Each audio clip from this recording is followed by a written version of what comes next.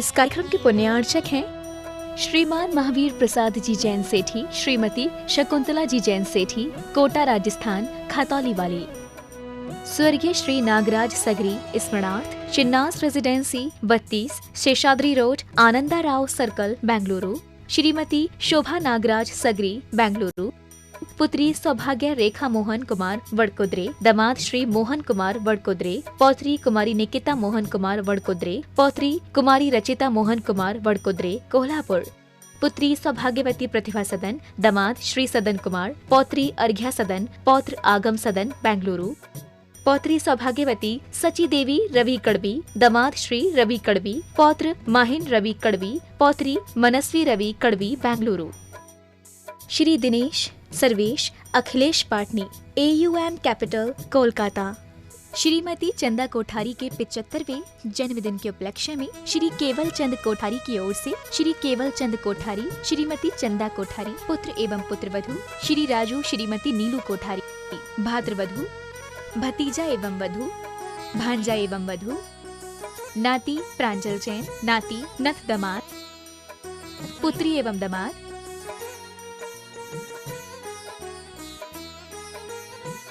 पुत्री एवं दामाद, बहनोता, नाती एवं बहू, नातिन, भाभी, भतीजी एवं दामाद, बहन। स्वर्गीय श्री सुरेश चंद जी जैन की स्मृति में धर्मपत्नी राजबाला जैन, पुत्र राजीव जैन, मनोज जैन, पुत्रवधू निधि जैन, लविका जैन, पौत्र सुवंश जैन, हर्षित जैन, पौत्री वंशिका जैन, मेघा जैन, योजना Bihar, Delhi 110092। Firm classic international, SR paper palace.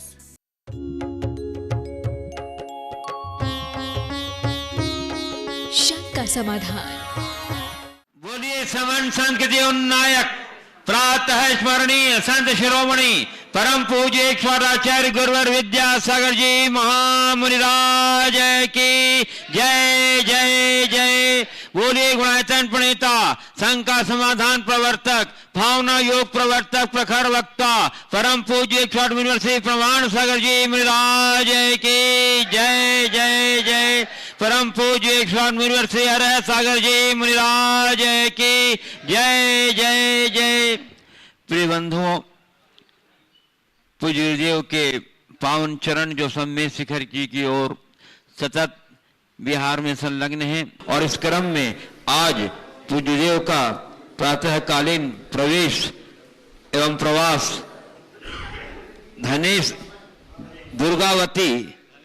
धनेशा Durgavati जिला कैमूर के पूजा वाटिका मैरिज गार्डन के विशाल प्रांगण में हुआ और यहीं गुरुदेव की आहारचर्या संपन्न हुई और यहीं से आज के संघ का संविधान कार्यक्रम भी प्रसारित हो रहा है। आज के संघ का संविधान कार्यक्रम में यहाँ उपस्थित सभी पदयात्रियों का, सभी स्थानीय नागरिकों का और उन सभी श्रद्धालुओं का जो देश विदेश के विभिन्न स्थानों से गुरु दर्शनों के दर्शनार्थ यहाँ पधारे उपस्थित हैं, उन सबों का तथा उन सभी दर्शकों, श्रोताओं और श्रद्धालुओं का जो आज यहाँ के संघ का संविधान कार्यक्रम का सीधा प्रसारण घर बैठे पारस चैनल, जिनवाणी चैनल, प्रमाणिक ऐप के माध्यम से देख सुनाने दे रहे हैं, उन सबों का मैं महापद यात्रा संघ की ओर से हार्दिक हार्दिक अभिनंदन करता हूं। मैं आपको लिए चलूं संघ का समाधान की ओर। इसके पूर्व रोज की तरह सर्वप्रथम हम लोग देव के चरण कमलों में तिबार नमोस्तुते करते हुए उनके मंगल में आशीर्वाद से अपने के साथ करेंगे। तो हाथ जोड़िए, मस्तक झुकाइए और बोलिए मेरे साथ, नमोस्तु गुरुदेव, नमोस्तु गुरुदेव, नमोस्तु गुरुदेव। बोलिए महर्षि प्रमाण सागर जी महाराज की। पूज्य गुरुदेव, अब मैं आपकी अनुमति से कुछ ऑनलाइन जिज्ञासुओं की जिज्ञासाओं से संघ का समाधान प्रारंभ करता हूं।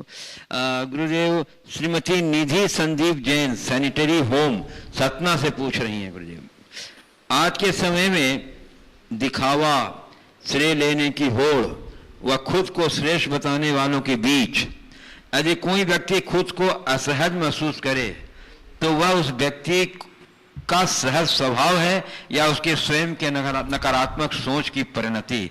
ऐसे में व्यक्ति किस प्रकार अपने को सहज रख सकता है? देखिए, स्वाभाविक है लोगों में दिखावा या अपने आप को श्रेष्ठ साबित करने की वृत्ति रहती। क्योंकि हर व्यक्ति के अंदर सुपेरिटी की एक भावना होती है और उस भावना से प्रेरित व्यक्ति के साथ इस तरह की स्थितियां निर्मित होती। लेकिन हमें ऐसे व्यक्ति के सामने अपने आप को असहज नहीं होने देना चाहिए। ठीक है, यदि कोई व्यक्ति अपने आप को इस तरह से प्रकट करता है तो प्रकट करने दे। कोई अपने आप को श्रेष्ठ साबित करने की कोशिश करता है तो हम अश्रेष्ठ थोड़ी हो रहे हैं। उन्हें अपना काम करने दें, हमें अपना काम करना चाहिए और इसे इस तरीके से बड़े सहजता से स्वीकार लेना चाहिए कि ये इस व्यक्ति की प्रवृत्ति है और उसे प्रवृत्ति मान करके स्वीकार कर ले। उसकी उन चीज़ों से, उस प्रवृत्तियों से अपने आप को अप्रभावित रखें तो आप अपने जीवन में सहजता रख सकते हैं। यदि आप उन्हें देख करके असहज हो रहे हैं, इसका मतलब कहीं न कहीं आपके अंदर हीनता की भावना आ रही है और ये हीनता की भावना भी एक नकारात्मक परिणति है। जैसे अहंकार हमारे जीवन के लिए बाधक है, वैसे ही हीनता भी हमारे जीवन में बाधा है। हमें इन दोनों से मुक्त होना चाहिए। पूज्य गुरुदेव, महेंद्र जैन पत्रकार इंदौर मध्य प्रदेश से पूछ रहे हैं, गुरुदेव यदि कोई हमारे प्रति अच्छा करे उसे याद रखना है और यदि कोई बुरा करे तो उसे भुला देना है, लेकिन महाराज जी हम लोगों में अधिकतर के जीवन में इससे उलट होता है। इस मानवीय दुर्बलता पर कैसे विजय प्राप्त की जा सकती है? अच्छे को याद रखना, बुरे को भुला देना, आपने बिल्कुल ठीक कहा, होता उल्टा है। और इस दुर्बलता से हम अपने आप को कैसे बचाएं, इसके लिए एक ही उपाय करें। हमें अच्छाई देखना है, हमें अच्छाई देखना है, हमें अच्छाई देखना है। इस धुन की हमेशा धुन बना लीजिए और बुराइयों से बचना है, बुराइयों से बचना है, बुराइयों से बचना है। ये धुन अपने मन में जगा लीजिए। अगर जागरूकता बढ़ेगी और गुणग्राही दृष्टि आपके अंतर मन में बनते रहेगी तो आप इन चीज़ों से बहुत सहजता से आगे बढ़ सकेंगे और बच सकेंगे। पूज्य गुरुदेव, ह्यूस्टन टेक्सास यूएसए से श्रीमती सुषमा जैन कह रही हैं, महाराज जी आत्मा अजर अमर अविनाशी है, तो फिर व्यवहारिक रूप में जब हम अकेले यात्रा करते हैं उस समय, या जब मरण का कोई लक्षण आने लगता है या और कोई साधारण भय के कारण उत्पन्न होते हैं, तो हम उसे किस सीमा तक लें और वहां पर किस प्रकार अपने को स्थिर बनाकर रख सकते हैं? देखिए, आत्मा अजर अमर है, इसका मतलब ये नहीं कि आप समुद्र में कूद जाएं। आत्मा अजर अमर है, इसका ये भी अर्थ नहीं कि यहाँ आप आँख मूंद करके गाड़ी चलाएं। आत्मा अजर अमर है, इसका मतलब ये नहीं कि आप रेल की पटरी में लेट जाएं। आप यथासंभव अपेक्षित सावधानी लेकर के ही चले फिरे अपना कार्य करें। लेकिन हाँ, अचानक कोई ऐसी परिस्थिति निर्मित हो जाए तो उस घड़ी ये समझे कि शरीर का जन्म हुआ है, शरीर का विनाश होगा, जो उत्पन्न हुआ वो नष्ट होगा। आत्मा को कोई आघात नहीं पहुँचता, ये श्रद्धान रखते हुए अपने परिणामों को स्थिर बनाने का प्रयत्न करें। उसे अपने मन में किसी भी प्रकार से का विकल्प उत्पन्न न होने दें। तो ये आत्मा की अमरता का बोध करने का सीधा लाभ है। लेकिन ऐसा सोचकर आदमी कुछ भी कर ले तो ये भी एक प्रकार की नादानी मानी जाएगी। कोई भी व्यक्ति आत्मा अजर अमर है तो बिल्कुल सही है, तो तुम शरीर को नष्ट करने की कोशिश क्यों कर रहे हो? क्योंकि ये शरीर भी बड़ा मूल्यवान है, कीमती है और इसके माध्यम से ही हम अपने धर्म की आराधना और साधना कर सकते हैं। इसलिए शरीर के संरक्षण के साथ अपने जीवन के क्रम को आगे बढ़ाना चाहिए। पूज्य गुरुदेव, कटनी मध्य प्रदेश से श्रीमती डाली मालगुजार नमोस्तु पूर्वक कह रही हैं, महाराज श्री परिवारजनों के वियोग से उत्पन्न दुख से निपटने के कई साधन हम जुटा लेते हैं, परंतु गुरु वियोग से उत्पन्न दुख से निपटने के लिए हमें क्या करना चाहिए? यद्यपि अश्रुपात कुछ देर के लिए सहायक तो होते हैं, परंतु कहते हैं अश्रुपात कमजोरी है, तो गुरुदेव इससे निपटने का उपाय क्या है? देखिए, परिवारजनों के साथ हमारा जो नाता होता है वो अलग प्रकार का होता है और गुरुजनों के साथ होने वाला नाता अलग होता है। परिवारजनों के भौतिक संयोग और भौतिक वियोग का हमारे जीवन में एक अलग प्रकार का प्रभाव पड़ता है, लेकिन गुरुजनों का भौतिक वियोग हमें प्रभावित करे ये जरूरी नहीं है, क्योंकि गुरुओं से हमारा जो जुड़ाव होता है वो हार्दिक होता है, आंतरिक होता है। यदि कदाचित गुरुओं का दूर होना भी पड़े तो हमारा मन यदि गुरु चरण में समर्पित हो जाए तो हम दूर रह कर के भी अपने आप को पास महसूस कर सकते हैं। और फिर ऐसी स्थिति में कितने भी दूर हों वियोग का एहसास नहीं होता। हमें हमेशा एक वाक्य को ध्यान रखना चाहिए कि गुरुओं के सानिध्य में रहने की भावना हमारे हो, लेकिन हम न प्रति उनके साथ रह सके ये कितना व्यवहारिक है। तो जो व्यवहारिक है उतना लाभ ले। और यो यश दूरस्थोप या दूरस्थ यो यश मनसी स्थित यो यश हृदय नास्ति समीपस्थोपि दूरतः। जो दूर है फिर भी अदूर है क्योंकि वो मन में बसा हुआ है, और जो उसके हृदय में नहीं है वो पास होकर के भी दूर है। गुरु को अपने हृदय में बसा लो, उनके वियोग का कभी एहसास ही नहीं होगा, हर पल उनके साथ रहने का आभास होगा। आगे कानपुर उत्तर प्रदेश से युधिष्ठिर रखेजा कह रहे हैं, गुरुदेव घनघोर मूर्छा के कारण मन में अनेक बुराइयों से घिर जाता हूं और स्वयं से घृणा होने लगती है। क्या स्वयं से घृणा करना उचित है? मूर्छा इस उम्र 69 वर्ष तक भी नहीं जाती, यद्यपि मंद अवस्था हुई है। कृपया मार्गदर्शन करें, क्या करें, घृणा या सहानुभूति या प्रेम स्वयं से कैसे करें? देखिए, स्वयं से घृणा भी मेरी दृष्टि से दुर्बलता है। घृणा हमें किसी से नहीं करनी चाहिए, न स्व से न पर से। हाँ, अपने दुष्प्रवृत्तियों के प्रति ग्लानि का भाव जरूर होना चाहिए।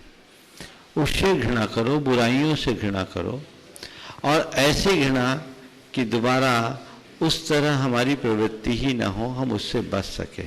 ऐसा सत्प्रयास यदि हम करेंगे तो उसके बहुत अच्छे सुपरिणाम घटित होंगे। तो हमें बुराइयों से बचने की कोशिश करनी चाहिए। खुद के नज़रों से गिरने से कोई लाभ नहीं, पर यथार्थ तो बुराइयों के प्रति हमारे मन में संवेदना है और अपने जीवन को अच्छाई के मार्ग में लगाना चाहते हैं, तो हमें उनसे बचने का पूर्ण प्रयत्न करना चाहिए। और गुरुदेव, आज का एक अंतिम ऑनलाइन प्रश्न रख रहा हूँ। ये प्रश्न आया है सतना से श्री पीयूष लप्पू नम्रता जैन साहब। कह रहे हैं, गुरुदेव आप अपने लक्ष्य की ओर तेजी से बढ़ रहे हैं और लक्ष्य काफी निकट आता लग रहा है। आपको इस क्षणों में कैसा लग रहा है? हम सामान्य जनों के जीवन में जब कभी भी किसी अभियान की या मंजिल निकट आने लगती है तब हम लोग की सहजता खंडित होने लगती है, दिल की धड़कनें बढ़ने लगती है। यह क्या है गुरुदेव? यह हमारी कमजोरी या सफलता का अतिरेक? इस पर हम कैसे काबू पाएं? देखिए, हर मनुष्य को अपने लक्ष्योन्मुखी होना चाहिए, लक्ष्य की तरफ उन्हें बहुत प्रथा से आगे बढ़ना चाहिए। स्वाभाविक है, जो लक्ष्य निकट आता है मन का उत्साह और उमंग निरंतर बढ़ती है। हमें उत्साहित होना चाहिए, उमंग बढ़ना चाहिए, लेकिन अति उत्साह हृदय नहीं होनी चाहिए। हमारा आपने जो कहा लक्ष्य के निकट चल रहे हैं, ये अल्पकालिक लक्ष्य है। हमारा लक्ष्य सिद्ध क्षेत्र में जाने का नहीं है, हमारा लक्ष्य सिद्ध लोक में पहुंचने का है। और जब तक हम सिद्ध लोक में नहीं पहुंचे हैं तब तक हमारी मंजिल हमसे बहुत दूर है। जब मैं पहली बार समेत शिखर गया था, सतना से ही गया था, और ऊपर वंदना किया, मेरे साथ बहुत सारे लोग थे, हजारों लोग थे। एक भाई ने मुझसे पर्वत राज पर ही पूछा, महाराज यहाँ आकर आपको कैसा लगा? मैंने कहा, बस जब तक आया नहीं तब तक आतुरता थी, अब आ गया तो आकुलता है। जब तक आया नहीं तब तक आतुरता थी, अब आ गया तो आकुलता है। अच्छा महाराज, आकुलता किस बात की? मैंने कहा, जब मैं आ रहा था तो आतुरता थी कि मुझे सिद्ध क्षेत्र की वंदना अब मिलने वाली है, जल्दी से जल्दी मैं पहुंच रहा हूं। लेकिन आने के बाद आकुलता केवल इस बात की है कि हे प्रभु, सिद्ध क्षेत्र में तो आ गया, सिद्ध लोक कब पहुंचूंगा। अपने अंतिम लक्ष्य को जब तक मनुष्य सामने रखकर नहीं चलता, तब तक जीवन में यथार्थ उपलब्धि घटित नहीं हो सकती। इसलिए हर व्यक्ति को चाहिए अपने जीवन के चरम और परम लक्ष्य को सामने रखकर चले। पूज्य मैं यहाँ उपस्थित जिज्ञासुओं को आमंत्रित कर रहा हूँ। आज प्रथम प्रश्न के लिए आमंत्रित कर रहा हूँ गुणायतन ट्रस्टी श्री मुकेश कीर्ति जैन मेट्रो दिल्ली। आज मुकेश कीर्ति जी अपने 54 वर्ष पूर्व करके 55वें वर्ष में प्रवेश कर चुके हैं। एक बार जोरदार करतल अभिनंदन से हमारे मुकेश जी कीर्ति जी का अभिनंदन कर दीजिए। और इसके बाद तैयार रहेंगे श्री सरदार सिंह जैन द्वारका दिल्ली। नमोस्तु भगवान। हाँ, सभी जानते हैं गुरुवर कि मनुष्य गति बहुत दुर्लभ है और मनुष्य गति की एक निश्चित आयु भी होती है गुरुवर। मेरी आज मेरा 55वां जन्मदिन है और मैंने इस निश्चित आयु में से 1 वर्ष खो दिया है या कम हो गया है गुरुवर। तो इसको खुशी की तरह लेना चाहिए या इसका दुख मनाना चाहिए। साथ ही गुरुवर आने वाले जो बचे हुए मेरी आयु क्रम है उसमें मैं किस तरीके से अपने जीवन को व्यतीत करूं कि इस पर्याय को सार्थक कर सकूं गुरुवर। आपने पूछा है आज मैंने 1 वर्ष खोया है या इसकी खुशी रखूं या गम। देखो बात सही है, पल पल हमारा जीवन छीन हो रहा है और छीन होते हुए जीवन को देखकर जन्म का जश्न मनाना मेरी दृष्टि से पर्याप्त नहीं। हमने मनुष्य जीवन पाया, निश्चित ही हमारे जीवन के सौभाग्यशाली क्षण है और मनुष्य जीवन को पाकर हमने जितना समय सुख शांति पूर्वक बिताया इसकी खुशी स्वाभाविक होनी चाहिए। आज आपने 54 वर्ष पूरे किए, 55वें वर्ष में प्रवेश किया है। इस बात की खुशी होने में तब तक हानि नहीं है जब तक कि हमारे भीतर ये भावना जुड़ी हो कि मैंने 54 वर्ष निराकुलता पूर्वक बिताया और उसके लिए प्रकृति को, परमात्मा को, माता पिता को आभार प्रकट करें। लेकिन जन्मदिन को जीवन का संकल्प दिन बनाना चाहिए। मेरे जो वर्ष बढ़े उत्कर्ष की तरफ दृष्टि हो, कुछ नौ संकल्प लेना चाहिए। अब मुझे अपने बचे जीवन को सफल और सार्थक करना है। जीवन के मूल लक्ष्य को सामने रखकर चलना है। यदि ऐसी भावना और धारणा मन में होगी तो सब चीजें बहुत अच्छी हो जाए। नमोस्तु भगवान। बंधुओं, आज इन्होंने अपने जन्म दिवस के उत्सव पर देवदेव महासंघ के लिए 21,000 रुपये की राशि प्रदान करने की घोषणा की। हम आपकी 1000 का बहुत बहुत सम्मान करते हैं। और कीर्ति जी भी आज इसमें पूछेंगे, वाकई में हितकारी बनता है। नमोस्तु गुरुदेव। वर्षा ऋतु की बारिश में हर प्राणी, हर जीव खिल उठता है। जिस व्यक्ति पर गुरु का प्रेम, वात्सल्य, उसकी अनुकंपा या उसका स्नेह बना हो, वो अपनी इस अनुभूति को हमेशा कैसे बनाए रखे? बस उस प्रेम को जीवित बनाए रखो तो अपने आप अनुभूति, अनुकंपा बनते रहेगी और उसे स्थायी बना सकेंगे। नमस्ते गुरुदेव। श्री सरदार सिंह जी जैन द्वारका दिल्ली। इसके बाद तैयार नहीं श्री विजय कुमार जैन सिंहपुर सतना।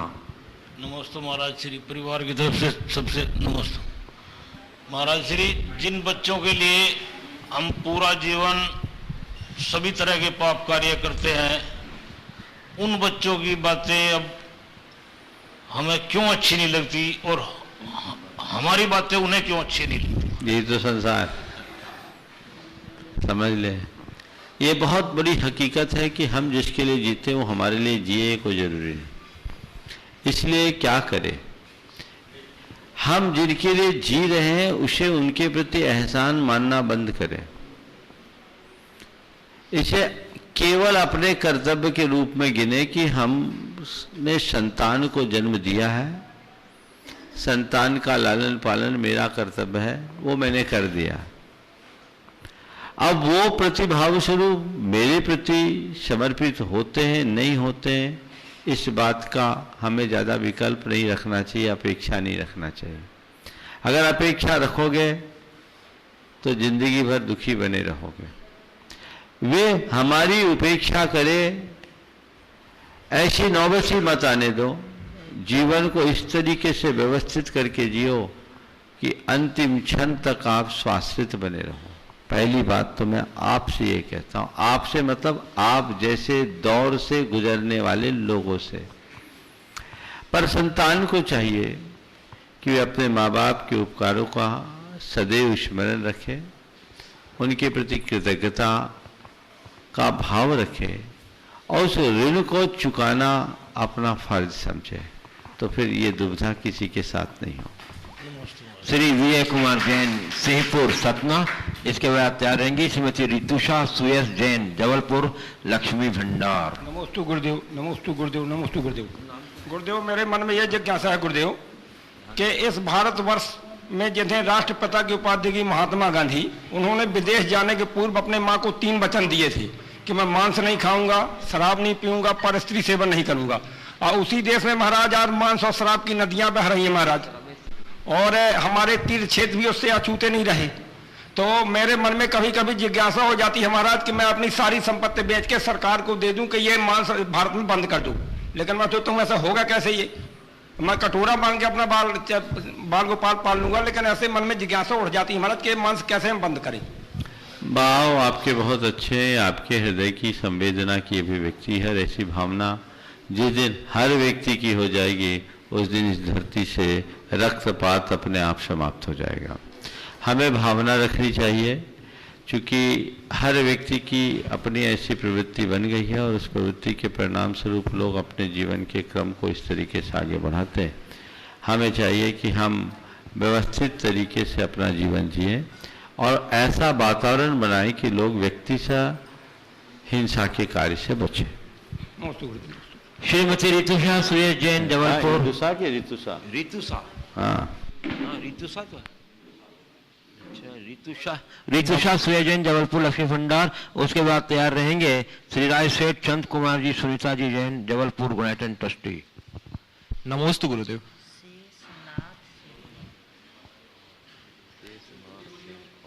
नमोस्तु गुरुदेव।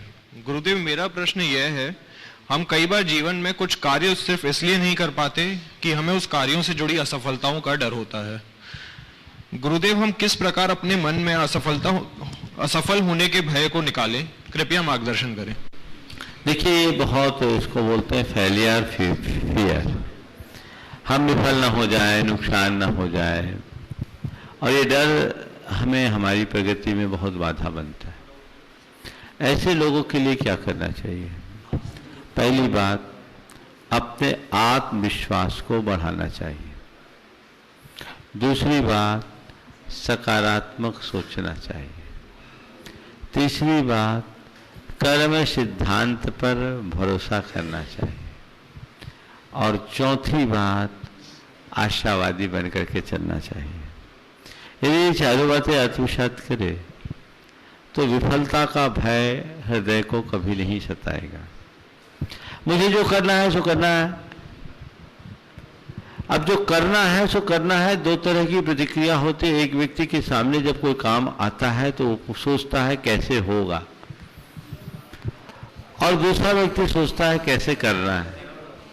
जो व्यक्ति ये सोचता है काम कैसे होगा वो जीवन में कभी सफल नहीं होता, और जो व्यक्ति ये सोचता है कि काम कैसे करना है वो जीवन में कभी विफल नहीं होता।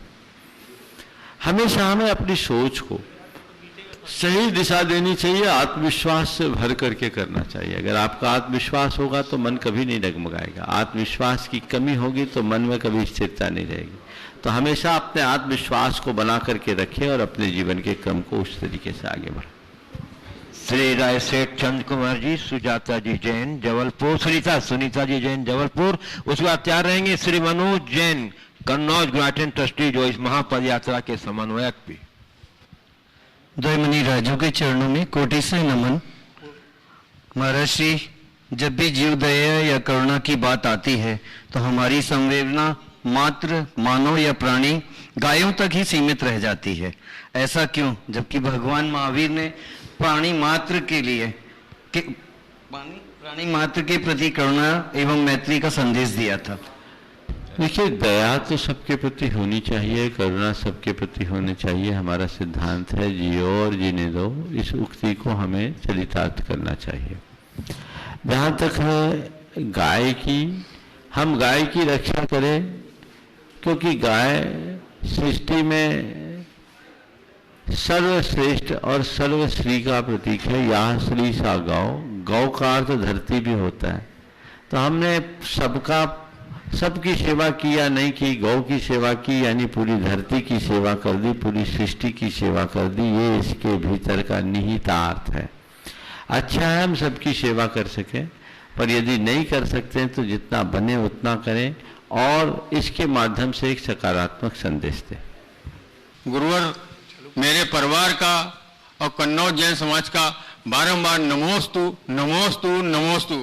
गुरुदेव, मुझे इस महापद यात्रा का समन्वयक बनाया गया है। गुरुदेव, मुझे इस महापद यात्रा का समन्वयक बनाया गया है। गुरुदेव, समन्वयक की जरूरत तो परस्पर विरोधियों के बीच होती है। इस पद यात्रा में सभी गुरु भक्त हैं, फिर उनमें समन्वयक की क्या भूमिका होती है? देखिए, ये सवाल तो समन्वयक बनने से पहले पूछते मुझे, तब जानता। मुझे भी मालूम पड़ा कि मनोज यात्रा का समन्वयक है।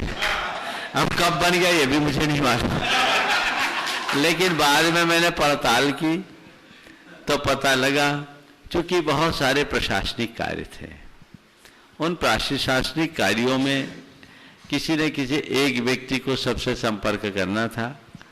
तो मुझे मालूम पड़ा कि मनोज का नाम ऐसा था कि बिल्कुल अब जब तक शिखर जी नहीं पहुंचेंगे तब तक घर नहीं जाएंगे, और एक जिम्मेदार आदमी है, पूरी यात्रा में चलेंगे, तो एक संपर्क के लिए नाम देना था, तो समन्वयक के रूप में मनोज को बना दिया गया। इसमें क्या बात है, स्वागत योग्य है।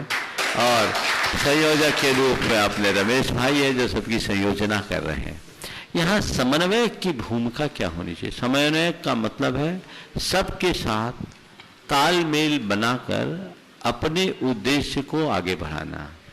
अभी हम सब बिहार का लक्ष्य लेकर के चल रहे हैं, और इस बिहार के बृहद लक्ष्य के साथ जब हम आगे बढ़ रहे हैं तो हमें चाहिए कि इस बिहार में प्रशासन के साथ, शासन के साथ, आसपास रहने वाले लोगों के साथ और जो हमारे साथ चल रहे हैं उनके साथ एक सुव्यवस्था बनी रहे।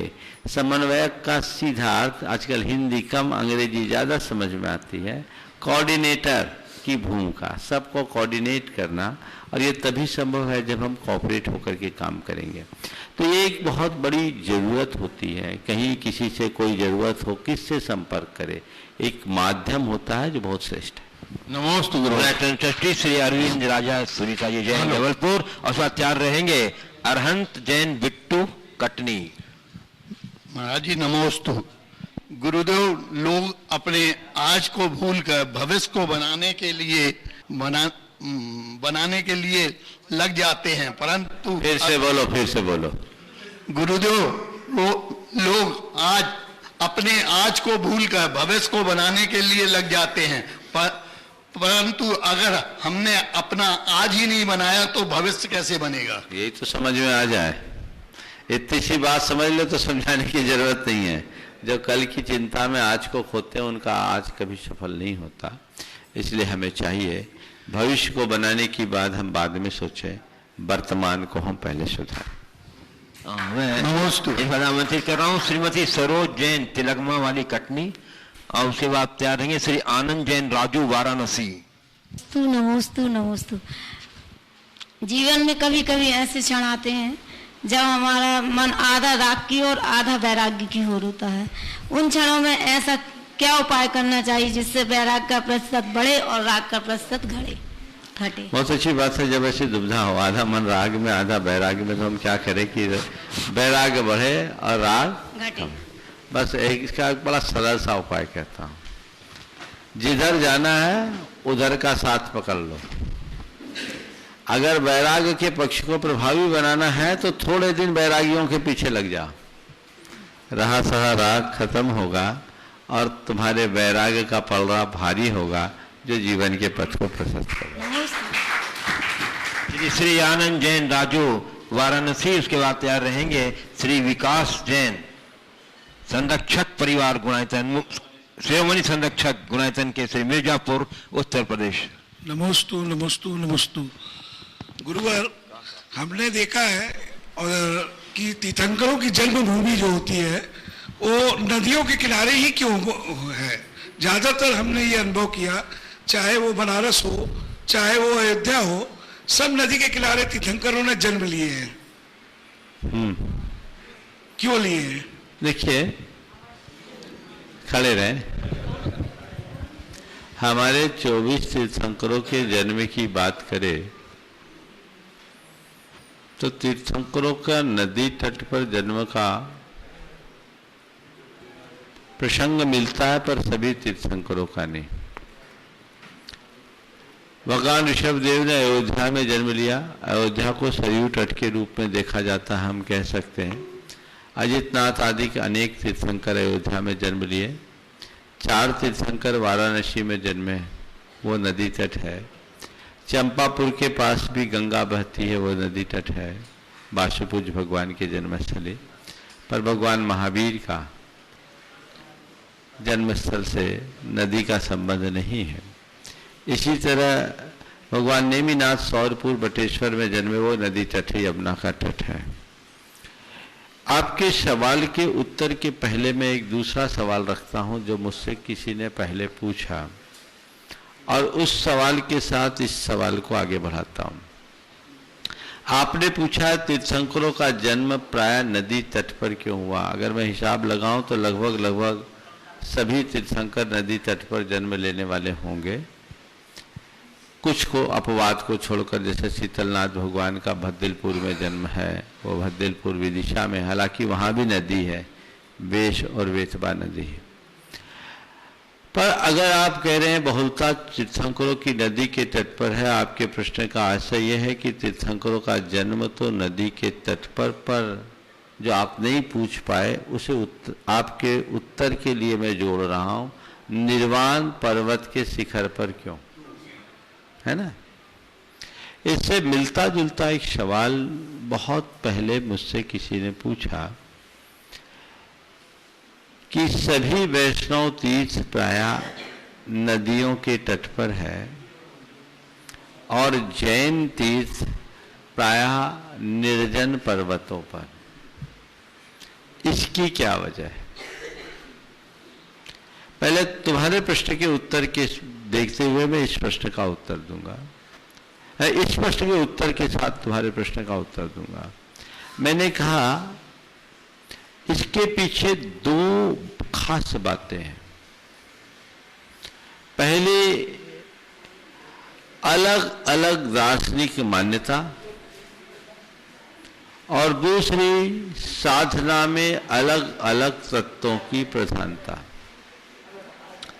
वैष्णव परंपरा आत्मा के परमात्मा में विलीन होने पर विश्वास करती है। आत्मा परमात्मा में लीन होता है, यानी हमारी आत्मा का अस्तित्व परमात्मा से भिन्न नहीं। आत्मा परमात्मा में विलीन हो जाए तो वो जल तत्व प्रधान साधना है, वो नदी की भांति है। नदी बहती है, सागर में जा मिलती है। नदी सागर में मिलती है, नदी में समर्पण है, वहां बहाव है। नदी आत्मा है, सागर परमात्मा है, इसलिए नदी से सागर तक की यात्रा निकली। संभवतः वैष्णव तीर्थ नदियों के तट पर इसी वजह से होंगे। लेकिन जैन साधना कर्म प्रधान साधना है। यहाँ आत्मा को परमात्मा में मिलाने की बात नहीं है, यहाँ आत्मा को परमात्मा बनाने की बात है। आत्मा कैसे परमात्मा बने, ये जैन साधना में बताया जाता है। तो यहाँ खुद का उत्कर्ष करना है, स्वयं को ऊपर उठाना है, यहां बहना नहीं है, चढ़ना है, बढ़ना है, इसलिए पर्वतों पर चढ़ा जाता है। और जैनों में भक्ति की प्रधानता नहीं, तप की प्रधानता है। तप तपस्या करके कर्म को जलाया जाता है, तप की अग्नि में जलाया जाता है। तो जैन साधना अग्नि तत्व प्रधान है। अग्नि तत्व की प्रधानता के कारण एकदम जैन साधकों ने जो भी तपस्याएं की वो पर्वतों के शिखर पर की, वहां जाकर अपने कर्मों को गलाया और आत्मा को परमात्मा बनाया। अब मैं तुम्हारे सवाल पर आता हूं जो एक नए सिरे से पूछा गया कि तीर्थंकरों का जन्म नदी के तट पर और निर्वाण पर्वत के शिखर पर क्यों? इसके पीछे मुझे एक बात समझ में आती है। तीर्थंकरों ने नदी के तट पर जन्म लिया, यानी वे जहां जन्म लिए वहां रहने के लिए जन्म नहीं लिए। जैसे नदी हमेशा आगे बहती है और जनता की प्यास बुझाती है, सारे जगत की प्यास बुझाने के लिए नदी तट पर जन्म लिया। और नदी के तट पर जन्म लेकर उन्होंने आत्म पुरुषार्थ के बल पर अपने भीतर के परमात्म को प्रकट किया और इसलिए वे पर्वत के शिखर पे निर्वाण पाए। गुणायतन के शिरोमणि संरक्षक परिवार के श्री विकास जी आस्का जी जैन मिर्जापुर उत्तर प्रदेश आचार्य रहेंगे। श्री अरहंत जैन बिट्टू कटनी। नमोस्तु गुरुवर, नमोस्तु गुरुवर। काशी की ऐतिहासिक महत्ता को हर मत वाले अपने अपने ढंग से रखते हैं। मैं जानना चाहता हूं कि काशी की महत्ता को में जैन धर्म का क्या योगदान है और इसका विस्तृत अध्ययन किस प्रकार किया जा सकता है? देखिए, काशी एक बड़ी सांस्कृतिक नगरी है, धार्मिक महत्व तो उनका है ही। वैष्णव परंपरा में काशी की महत्ता सबको ज्ञात है, पर हमारे 4 तीर्थंकरों के 15 कल्याणक की भूमि होने के कारण काशी की अपनी आप में महत्ता है। इससे बड़ी बात क्या होगी। और अनेक ऐसी घटनाएं काशी के इतिहास के साथ जुड़ी है जो काशी के महत्व को बताती है। हम आचार्य समंतभद्र महाराज के द्वारा रचित स्वयंभू स्तोत्र की कथा से भी काशी का हम महत्व समझ सकते हैं। और अन्य अनेक ऐसे प्रसंग हैं जो काशी की महत्ता को जगाती है।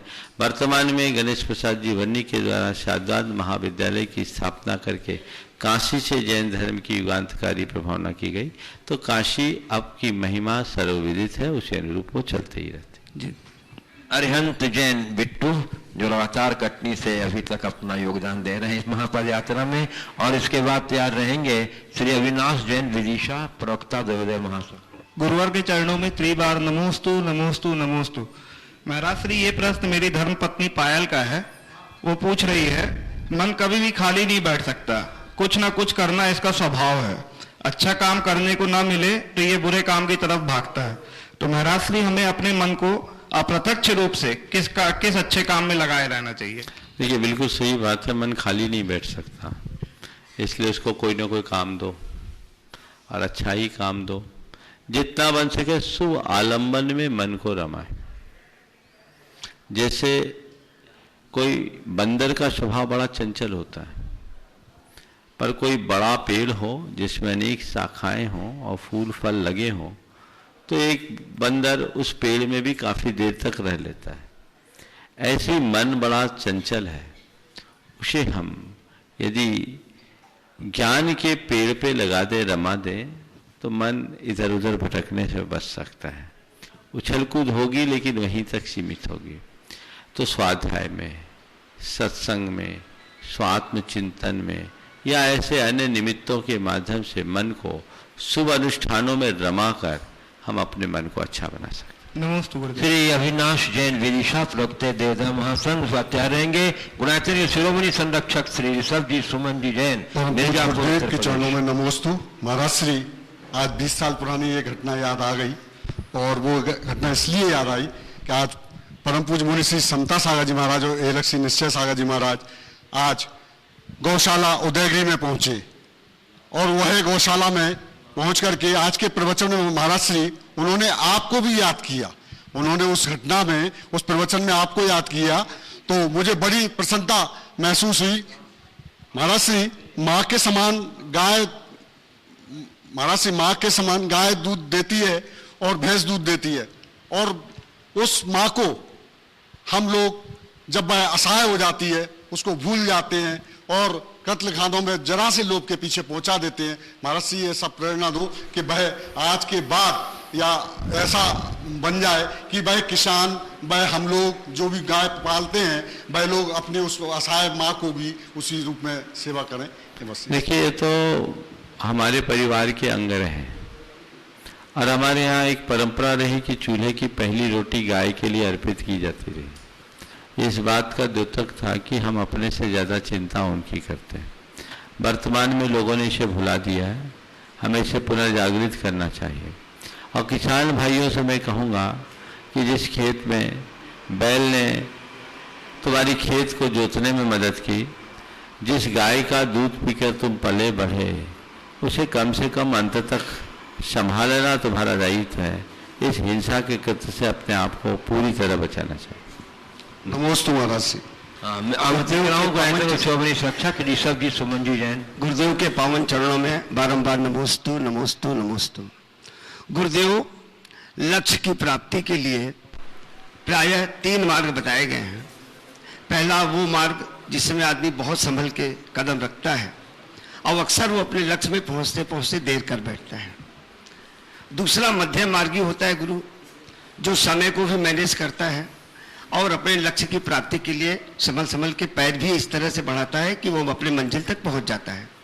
थर्ड वो होता है जो बहुत शीघ्रता दिखाता है, बहुत जल्दी जल्दी भागता है और चलते चलते गुरुदेव या तो कमजोर हो जाता है या तो गिर जाता है। तो गुरुदेव, तीनों मार्गों में कौन सा मार्ग श्रेष्ठ है? मैं एक एक करके 1000 सीढ़ी चढ़ने वाले की बात को पसंद करता हूँ। एक साथ 100 सीढ़ी चढ़ने वालों से दूर रहना चाहता हूँ और सभी को सलाह देता हूँ, एक एक करके 1000 सीढ़ी चढ़ो, एक साथ 100 सीढ़ी चढ़ने का प्रयास कभी मत करो। नमस्ते। हाँ बोलो। चलिए सुमन जी। गुरुवर के चरणों में सत सत नमन। गुरुवर, आपने एक दिन अपनी देशना में कहा था कि लोभ पापों की जड़ एवं मूल, पापों का अनर्थ है, अनर्थों का मूल। तो इसकी व्याख्या करें। लोभ पाप की जड़ और अनर्थ का मूल, इसकी व्याख्या करने की क्या बात है? सबको पता तो है लोभ पाप को बाप मकानो। वो कहानी याद कर लो, वेश्या और ब्राह्मण पंडित वाला, तो पूरा अपने आप पता लग जाए। नमोस्त। हाँ। मैं आमंत्रित कर रहा हूँ इस महापद यात्रा के संयोजक एवं गुणायतन के निर्माण मंत्री श्री रमेश जी जैन इंजीनियर सतना को। हाँ, उनके साथ उनकी धर्मपत्नी जो लगातार इस पदयात्रा में कंधा से कंधा देकर सहयोग कर रही श्रीमती मीनी जैन भी उपस्थित रहेंगे। हाँ, अनंत साथ में अनंत जैन बिट्टू भी आ जाए। मुनिद्वय के चरणों में विनय पूर्वक नमोस्तु। सर्वप्रथम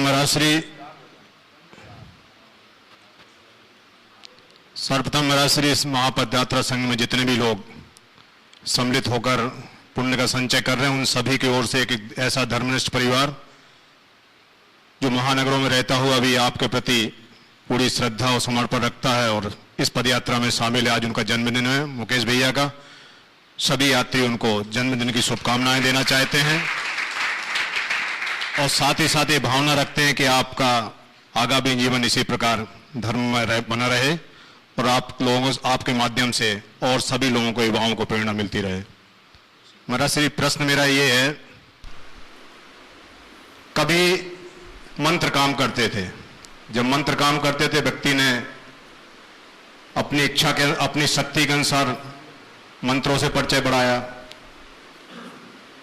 फिर तंत्र काम किए, जितनी मनुष्य की शक्ति थी तंत्र से भी परिचय किया, फिर यंत्र काम करने लगे, यंत्र के साथ भी व्यक्ति घुल मिल गया। अब महाराज श्री षड्यंत्र काम कर रहे हैं और षड्यंत्रों से परिचय समय रहते हो नहीं पाता है। कृपया मार्गदर्शन दें, ऐसी स्थिति में क्या करना चाहिए? बहुत अच्छी बात है। मंत्र का, तंत्र का, यंत्र का तो उपयोग है और अगर देखा जाए तो मंत्र, तंत्र और यंत्र कहीं न कहीं मानवता के हित में कारगर रहे हैं, इसलिए उपादेय भी है। लेकिन आज के समय में जो आपने षड्यंत्र की बात की है, षड्यंत्र आज ही है ऐसा नहीं, हर काल में है। और रामायण काल को हम पलट करके देखते हैं तो मंथरा के षड्यंत्र किसी से अनजाना नहीं। रावण ने भी षड्यंत्र पूर्वक ही सीता का हरण किया था। महाभारत युग में भी शकुनी के षड्यंत्र से कोई अपरिचित नहीं है। षड्यंत्र करना भी मनुष्य की एक प्रवृत्ति बन गई है।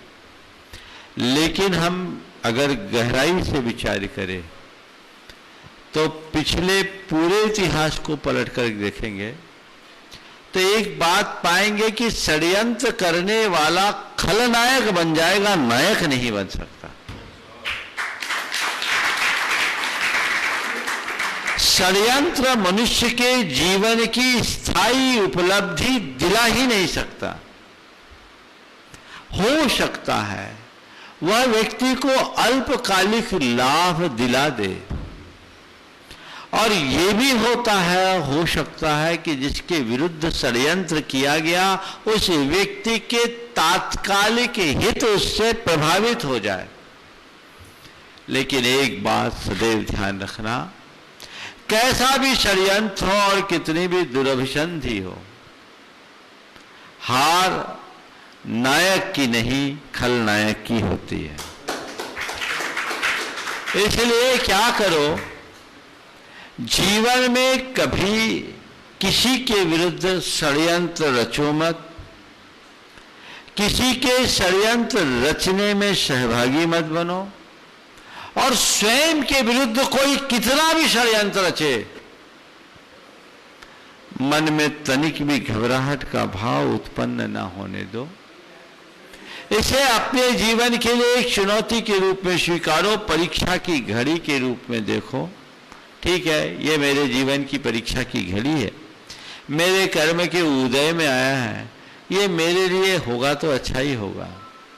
और जब तक तुम्हारा पुण्य हो, तुम्हारे लिए कोई कैसा भी षड्यंत्र क्यों न करे, तुम्हारा बाल बांका नहीं हो सकता।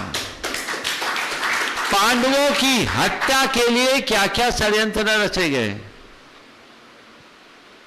उन्हें लाक्षागृह में रखा गया, लाक्षागृह को जला भी दिया गया, पर इनके लिए रास्ता भी खुल गया, सुरंग के माध्यम से निकल गए। कौरवों ने तो पांडवों की तेरही भी बना ली,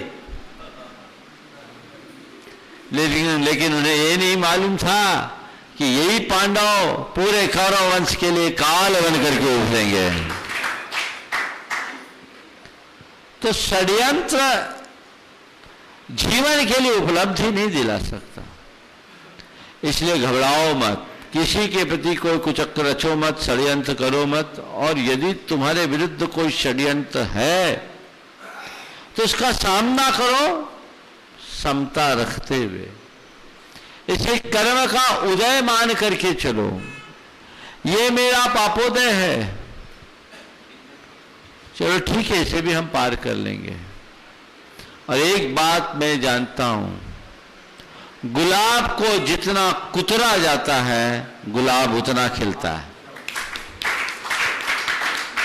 इसलिए ऐसी बातों से रंच मात्र विचलित होने की जरूरत नहीं। मैं मीनी जी पूछ रही है, उसके बाद अवनीश जैन कोल्हापुर महाराष्ट्र तैयार रहेगी।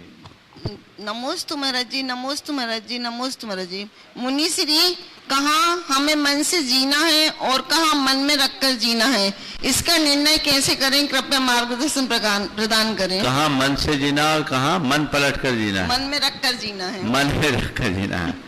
देखो बहुत अच्छी बात है, कहाँ मन से जीना है और कहाँ मन में रख कर के जीना है। इस बात को बहुत अच्छा सवाल आपने किया है। मन से जीने की जहाँ तक बात है तो मैं कहूँगा घर परिवार में मन से जियो, गुरु के दरबार में आओ तो मन से जियो। समझ गए? यहाँ मन में रख कर जियोगे तो जीवन में पारदर्शिता से नहीं रहेगी, एक दूसरे के साथ दूरियां बन जाएगी। तो यहाँ हमें मन से जीना चाहिए, जिंदगी को पूरा ठीक बनाना चाहिए। लेकिन जब लोक व्यवहार की बातें हैं तो वहाँ हमें कुछ बातें मन में रख करके जीना चाहिए जो हमारे जीवन को संतुलित बना सके और हम अपने जीवन को सुव्यवस्थित कर सकें। श्री अवनीश जैन कोल्हापुर महाराष्ट्र और उसका तैयार रहेंगे श्री यश जैन डाल्टनगंज झारखंड। नमस्ते महाराज जी, नमस्ते महाराज जी, नमस्ते महाराज जी। महाराज जी, आपने एक ये वाली लाइन बहुत बार कही है कि जैसे जब भी हवा हर जगह होते हुए भी लोगों को हवा भरने के लिए हवा पंप में ही जाना पड़ता है, वैसे ही भगवान हर जगह होने पर भी भगवान के दर्शन करने के लिए मंदिर में ही जाना पड़ता है। लेकिन महाराज जी, ऐसा क्या होता है कि मंदिर का स्थान उतना महत्व होता है या वो मूर्ति उतनी महत्व होती है? वो पॉजिटिव एनर्जी किस चीज में ज्यादा होती है? क्योंकि कई जगह जैसे तीर्थ क्षेत्र हैं वो तो ठीक है, लेकिन कई जगह पे नए नए मंदिर बनते हैं, वो तो पुरानी जमीन पे कुछ नहीं था, तो उस पे तो कोई ना कोई पॉजिटिव एनर्जी थी या कोई नेगेटिव एनर्जी नहीं थी। तो चीज मतलब मेजर क्या होता है? देखो, मंदिर एक इमारत नहीं, मंदिर एक संरचना है। इमारत में और संरचना में मौलिक अंतर है। ईंट गारों से जो बनता है वो इमारत है, और जो भावनाओं से निर्मित होता है वो मंदिर है। जब हम कहीं मंदिर बनाते हैं तो उस पर रखे जाने वाली पहली ईंट से ही उसके प्रति हमारा भावनात्मक बदलाव शुरू हो जाता है, जुड़ाव शुरू हो जाता है, और वहाँ जो भी जाता है सद्भावों से भरकर जाता है और सद्भावनाएं छोड़ कर आता है, तो वहाँ सकारात्मकता बढ़ेगी ही। फिर मंदिर में भगवान विराजमान होते हैं, मूर्ति नहीं। मूर्ति तो बाजार में बिकती है, मंदिर में जो विराजमान है वो भगवान है। उनकी प्राण प्रतिष्ठा करके उन्हें भगवान बनाया गया है। आम आदमी की दृष्टि में वो मूर्ति हो सकती है, पर एक श्रद्धालु की दृष्टि में तो भगवान ही होते हैं। और जब वो भगवान की दृष्टि से भगवान के दर्शन करने जाता है तो उसके हृदय के जो उद्गार और उसके मुख से उच्चारित मंत्रोच्चार होते हैं वो सर्वत सकारात्मकता को छोड़ते हैं। इसलिए और दिन की बात जाने दीजिए, जिस दिन मंदिर बनता है, मंदिर के बनने से जिस दिन पंचोलालक में प्रतिष्ठा होती है, प्राण प्रतिष्ठा होती है, उसी दिन से वहां वो एनर्जी का अनुभव होने लगता है। एक कुछ क्षण पूर्व दशा कुछ थी और अगले क्षण दशा कुछ और हो जाती है। तो इसी तरीके से देखना चाहिए। मैं आमंत्रित कर रहा हूं डाल्टनगंज से गुणायतन ट्रस्टी परिवार से श्री यश जैन, उज्जवल जैन और श्रीमती रीता जैन। पूरे परिवार की ओर से नमोस्तु महाराज जी। महाराज जी, मेरा प्रश्न है कि एक तरफ हम लोग बोलते हैं परिवर्तन ही संसार का नियम है, और एक तरफ बोलते हैं कि हमें कभी हमारे रूट चीजों को भूलना नहीं चाहिए। तो इन दोनों का बैलेंस बनाकर कैसे हम आगे बढ़ सकते हैं? देखिए, बहुत अच्छा सवाल है। परिवर्तन ही संसार का नियम है और अपने जड़ को भूलना नहीं चाहिए। दोनों को समन्वय बनाने की बात है। ऐसा है, जड़ को सुरक्षित रखें, पेड़ बढ़ता है। जब कोई पेड़ लगाया जाता है तो उस पेड़ के प्रारंभिक रूप से लेकर उसके पूर्ण विकसित रूप होने तक कितना परिवर्तन होता है। जब तक पेड़ खड़ा रहता है रोज उसमें परिवर्तन होता है, लेकिन ये सारा परिवर्तन उस पेड़ के जड़ से जुड़ा होने के कारण हम सबके लिए लाभदायी होता है। पेड़ का एक परिवर्तन है पौधे से विशाल वृक्ष के रूप में बढ़ना, पतझड़ से बसंत के रूप में आना, फूल और फल के रूप में लद जाना, ये एक परिवर्तन है। और एक दूसरा परिवर्तन है पेड़ का कट जाना और उसे जलाकर राख बना देना।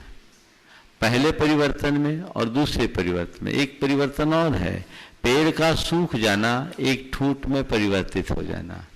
पेड़ को जब तक जड़ से रस मिलते रहे उसका परिवर्तन बिल्कुल जीवंत बना रहता है, और जिस पल पेड़ को जड़ से रस मिलना बंद हो जाता है वह पेड़ सूख जाता है। समझ गए? तो हम कोई भी परिवर्तन करें अपनी मौलिकता की जड़ को सुरक्षित रख करके करें। जड़ को उपेक्षित कर दोगे तो जीवन वृक्ष सूख जाएगा, हरा भरा नहीं होगा। समझ गए? तो पतझड़ के दिनों में भी पेड़ सूखते हैं और पूरी तरह जड़ से संबंध टूट जाने के बाद भी पेड़ सूखते हैं। पतझड़ के दिनों में पेड़ का सूखना एक परिवर्तन की प्रक्रिया है, स्वाभाविक प्रक्रिया, क्योंकि पतझड़ के बाद केवल और केवल वसंत आता है। लेकिन जल से संपर्क टूट जाने के बाद पेड़ का सूख जाना, उसके अस्तित्व का ही विनष्ट हो जाना है। तो हमें इस बात को ध्यान रखना। नमस्ते महाराज। उज्जवल। हाँ, गुरुवर के चरणों में त्रिवार नमोस्तु नमोस्तु नमोस्तु। महाराज श्री, हम आजकल देखते हैं कि सबका जीवन सफल और असफल इसी दो बात पर रह गया है, तो जीवन की असली सफलता का मापदंड क्या है?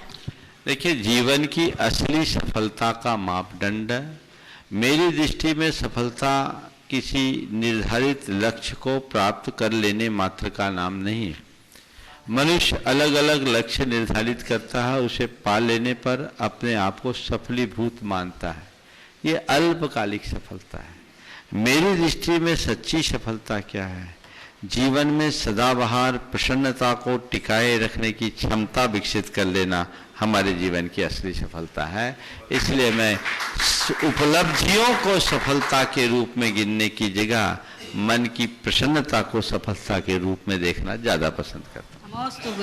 बंधुओं, अत्यंत प्रसन्नता है कि आज हमारे बीच आज प्रातः काल गुरुदेव मंगल विहार करते हुए जिला कैमूर के धनेशा गांव तक पहुंचे, तो वहां पर पूजा वाटिका मैरिज गार्डन के विशाल परिसर में गुरुदेव का यहाँ मंगल प्रवेश हुआ और इस प्रवेश में गुरुदेव की आहारचर्या संपन्न हुई प्रातःकालीन। और गुरुदेव के विश्राम के लिए इसी पूजा वाटिका के बगल में स्थित श्री शमशेर बहादुर सिंह का जो नवनिर्मित मकान है, जो भी निर्माण के क्रम में है, उन्होंने अपना निर्माण के लिए अर्पित किया है। हम दोनों महानुभावों की सुहाग की बड़ी सराहना करते हैं, बधाई देते हैं।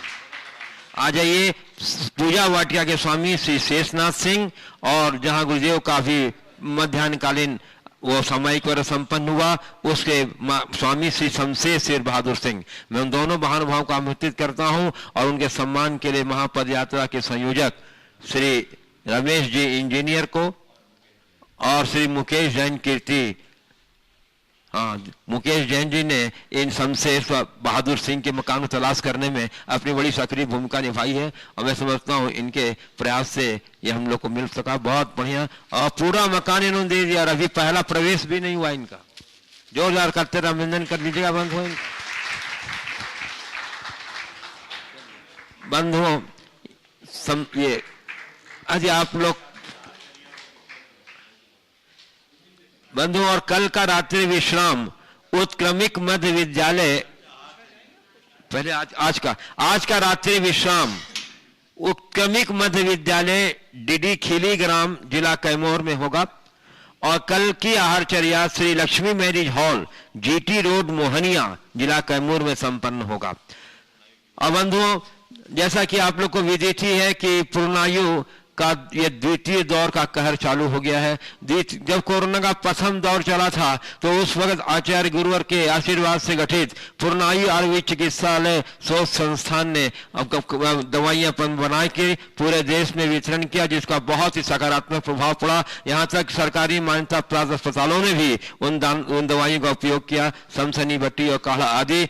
उसकी सफलता के बाद जब दूसरी दौर चला तो पूर्णायु ने पुनः एक दवा बनाई है जिसका नाम है कारकोल वटी, और इसका भी बहुत सकारात्मक प्रभाव पड़ रहा है। आपसे हमारा प्रार्थना है कि आप इस कारकोल वटी को अधिक से अधिक संख्या में बनाएं और लोगों के बीच वितरण करें। इसके लिए अधिक जानकारी के लिए मैं आपको 2 नंबर दे रहा हूं, आप उसे नोट कर लीजिए और जरूर इस कारकोल वटी को आप मंगाएं। नंबर है 06260 151 51, 06260 151 51। अंग्रेजी में जानने के लिए 06260 15151। वरना सुन लीजिए 06260 15151। दूसरा नंबर है 0761 292 4460। पुनः सुन लीजिए 0761 292 4460। हिंदी में जानकारी के हो गया। इस प्रकार आज के सत्र को यहीं पर विराम। बोलिए परम पूज्य आचार्य गुरु से विद्यासागर, बोलिए मिनट प्रमाण सागर जी महाराज की।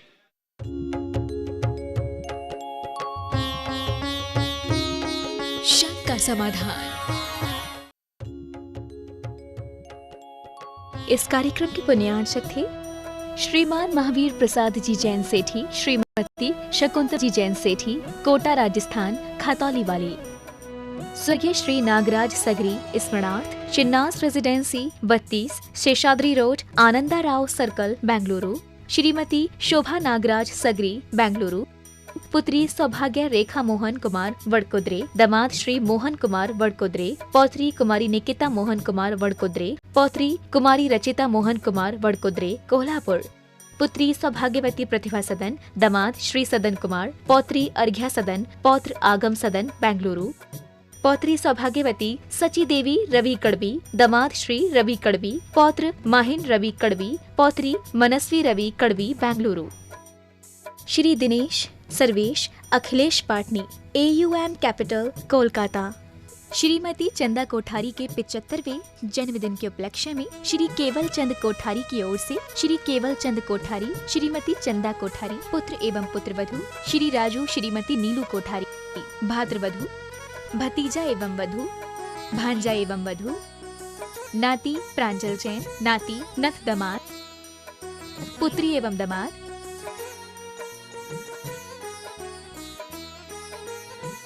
पुत्री एवं दमाद, बहनोता, नाती एवं बहू, नातिन, भाभी, भतीजी एवं दमाद, बहन। स्वर्गीय श्री सुरेश चंद जी जैन की स्मृति में धर्मपत्नी राजबाला जैन, पुत्र राजीव जैन, मनोज जैन, पुत्रवधू निधि जैन, लविका जैन, पौत्र सुवंश जैन, हर्षित जैन, पौत्री वंशिका जैन, मेघा जैन, योजना Bihar, Delhi 110092। Firm classic international, SR paper palace.